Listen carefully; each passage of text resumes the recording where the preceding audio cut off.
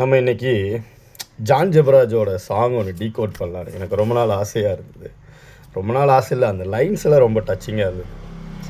ஏன்னா ஆண்டவருக்கு தெரியும் பேதுரு மறுதலிக்க போகிறான் அப்படின்னு.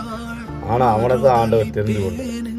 ஏன்னா கருவில் நம்ம உருவாகிறதுக்கு முன்னாடியே நம்ம யாருன்னு அவருக்கு தெரியும்.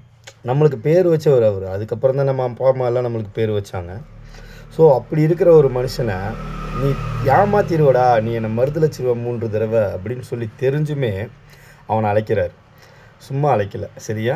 அதுவும் இல்லாமல் அவன் ஒரு பெரிய ஃபிஷர்மேன், சரியா?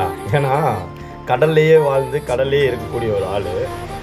ஆனால் அவன் போட்டு மேலே நின்றுட்டு ஆண்டவர் நடந்து வரும்போது இவனும் நான் நடந்து வரேன்னு சொல்கிறான். ஸோ ஃபிஷர்மேனுக்கு அது ஒரு ஈஸி தாட்டு தான். ஏன்னா கடல்லையே வாழ்கிறாங்க, அதை சார்ந்த ஒரு விஷயந்தான். ஆனால் அவனுக்கு கடலில் நடக்கும்போது அவனுக்கே பயம் வருது. சாதாரண மனுஷங்கள்லாம் அப்புறம்லாம் நம்ம ஏமாத்துறோம்.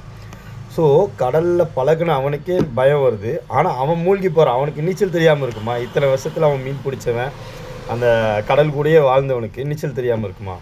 ஆனால் அவன் மூழ்கி போகும்போதும் அவனை நம்பலை, ஆண்டவரை நம்பினான். ஸோ நம்ம என்ன தான் குவாலிட்டியாக நம்மளுக்கு தெரியும், நான் தான் பெரிய ஆள், எனக்கு தெரியாது ஒன்றும் இல்லை அப்படின்னு நம்ம நினச்சாலும் நம்மளுக்கு மேலே ஒருத்தர் இருக்கார். அவரை ட்ரஸ்ட் பண்ணோம் அப்படின்னா எந்த இடத்துக்கு வேணாலும் நம்ம போகலாம்.